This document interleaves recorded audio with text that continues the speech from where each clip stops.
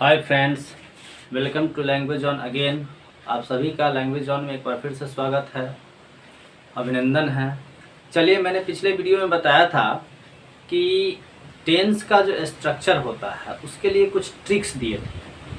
हमारे पास जो verb form होता है, वर्ब का जो प्रकार होता है, उस प्रकार में से प्राइमरी एक्जुलरी वर्ब और मेन वर्ब का जो कम्बिनेशन होता है और उसको जब हम प्रयोग करते हैं नॉमिनेटिव केस के साथ, उसी को तो टेंस कहते हैं। तो इस प्रकार से हम लोगों ने पिछले वीडियो में देखा कि टेंस स्ट्रक्चर कैसे बताया जाएगा, उसमें पढ़ाया जाएगा कि टेंस क्या होता है और उसको कैसे हम लोग पढ़ेंगे, इसके कितने स्ट्रक्चर है, क्या है, सारा कुछ जानकारी जानेंगे। हालांकि वीडियो लंबा होगा, सभी टेंस को मैं एक वीडियो में नहीं रख सकता हूँ, तो कम से कम 5, 7, 8 वीडियो बनेगा, तब जा कर के पूरे टेंस कंप्लीट हो पाएगा। चलिए, पार्ट 1 में हम लोग जानते हैं टेंस के वीडियो पार्ट 1 में टेंस जो होता है वो टेंस हम लोग कहते किसको टेंस कहते हैं। What do you mean by tense? That it can be called that the changing form of verb according to time is called tense. यानी कहने का अर्थ हुआ कि हमारा जो वर्ब फॉर्म होता है, वर्ब का 5 फॉर्म होता है, सभी लोगों को पता है, V1, V2, V3, V4 और V5। ये हालांकि मैथमेटिकल टर्म है, इसको लिटरेचर में नहीं रखा जाता है, लेकिन हम लोग अपनी सुविधा के लिए उसको बनाए हुए हैं, उसको रखते हैं। तो उस फॉर्म का प्रयोग हम लोग क्या करते हैं, जैसे जैसे समय बदलता है तो उस फॉर्म को बदल देते हैं और उसमें सब्जेक्ट का भी अहम रोल होता है, सब्जेक्ट के अनुसार जिसको बदला जाता है।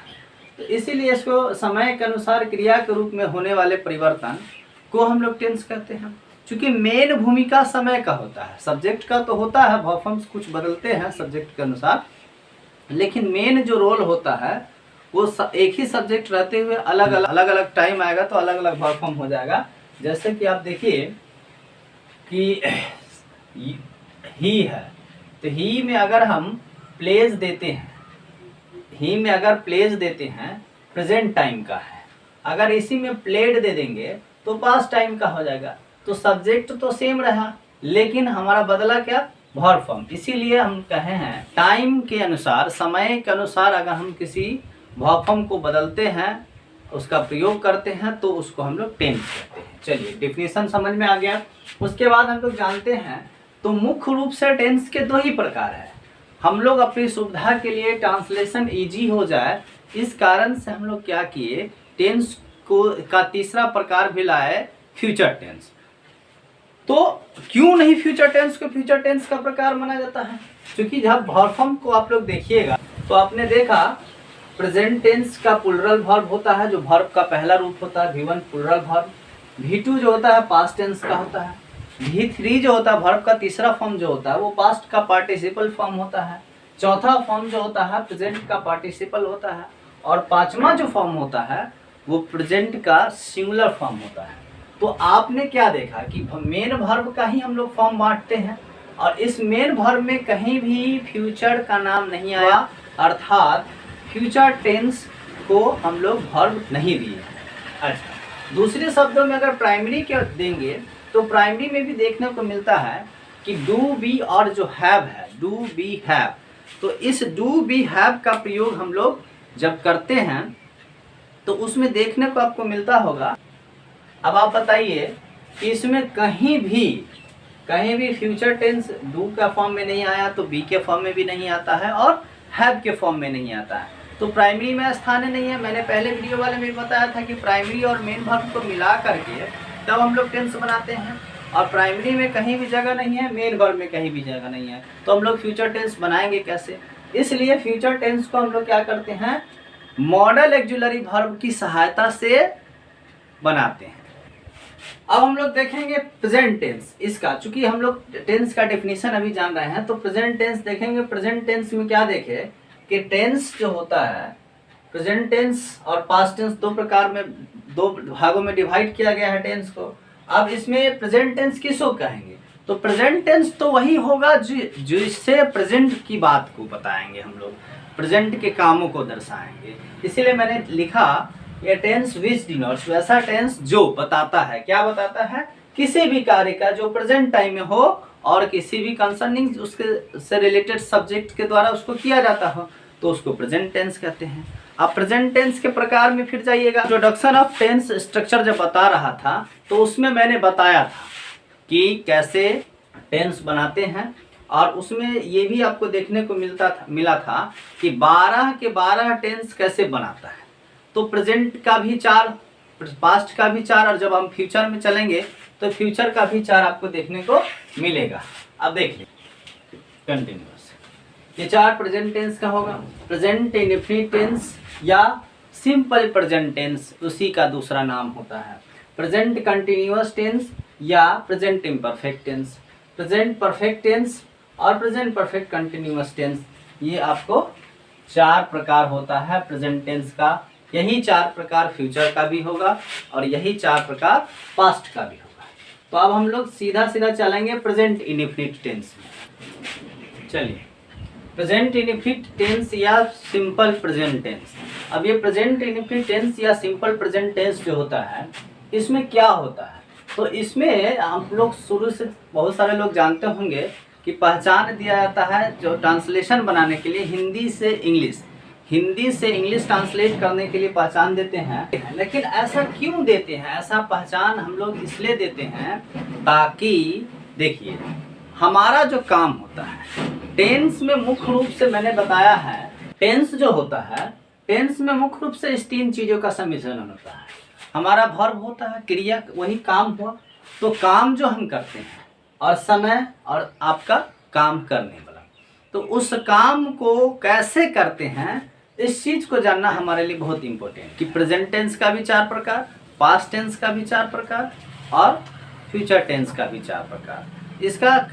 तो इसका मतलब ये हुआ कि काम जो है हम लोग प्रेजेंट टाइम में भी 4 तरह से करते हैं, पास्ट टाइम में भी 4 तरह से करते हैं और फ्यूचर टाइम में भी 4 तरह से करते हैं।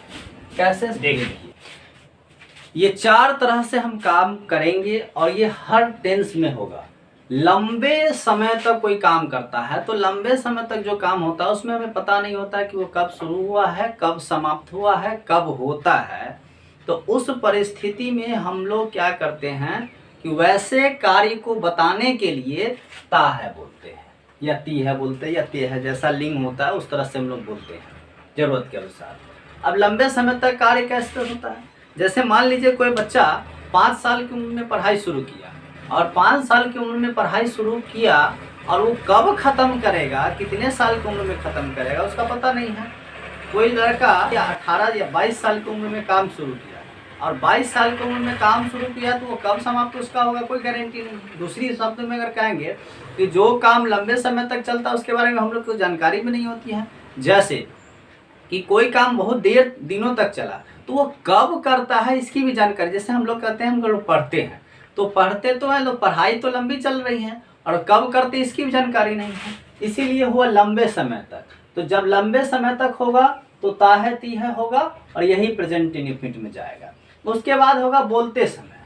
तो बोलते समय जो सेंटेंस होता है, बोलते समय क्या होगा कि बोलते समय जारी होना चाहिए। तो ये हमारा कार्य का दूसरा तरीका। एक लंबे समय तक चलेगा कोई काम, अनिश्चित रूप से चलेगा, कोई जानकारी नहीं रहेगा। दूसरा होगा जब हम बोल रहे होते हैं उस समय में जारी होता है। जैसे कि मान लीजिए अभी हम पढ़ रहे हैं या पढ़ा रहे हैं तो उस परिस्थिति में क्या है कि जब हम बोले तो काम जारी है, पढ़ना या पढ़ाना। अब देख लीजिए बोलने से पहले क्या हो, समाप्त हो गया हो, बोलने से पहले समाप्त हो गया हो। जैसे कहेंगे कि मोहन चला गया है, तो मोहन चला तो गया है, अब हम बोले इससे पहले चला गया है कि नहीं। अब लास्टली है समय के साथ बोलते समय जारी हो। अब जब बोलेंगे तो जारी तो होगा, जारी 2 तरह से होगा। कौन कौन?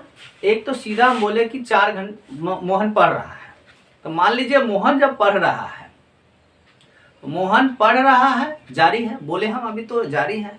और मोहन 2 घंटों से पढ़ रहा है, तो बोलते समय भी जारी है और समय कितना से शुरू किया, कितना देर तक चला, इन बातों को दर्शाते हैं।